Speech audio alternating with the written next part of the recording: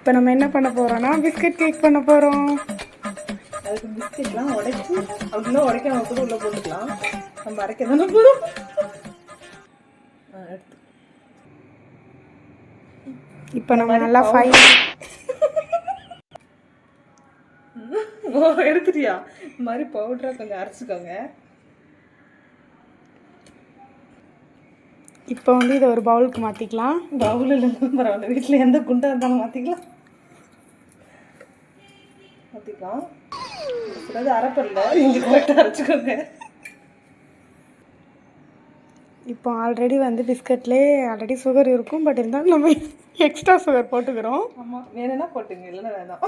எங்களுக்கு கொஞ்சம் எக்ஸ்ட்ராவே வேணும், அதனால நாங்கள் போட்டுக்கிறோம். பாதி கட் பண்ணிட்டேன்.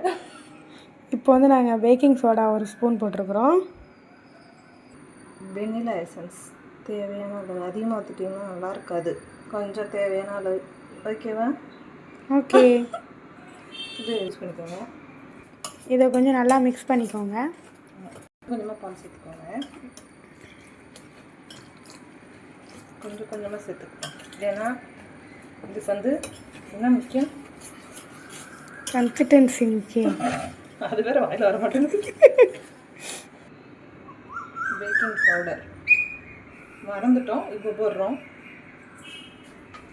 இப்போ வந்து நல்லா மிக்ஸ் பண்ணிக்கிறோம். Mixed bill. இப்போ ஒரு பவுல் எடுத்துக்கிட்டோம், அதில் வந்து நம்ம பட்டரை வந்து ஸ்ப்ரெட் பண்ணி வச்சுக்கிறோம். இப்போ வந்து நம்ம கீழே ஒட்டாமல் இருக்கிறதுக்காக லைட்டாக மைதாவை மட்டும் கொஞ்சம் ஸ்ப்ரெட் பண்ணுறோம்.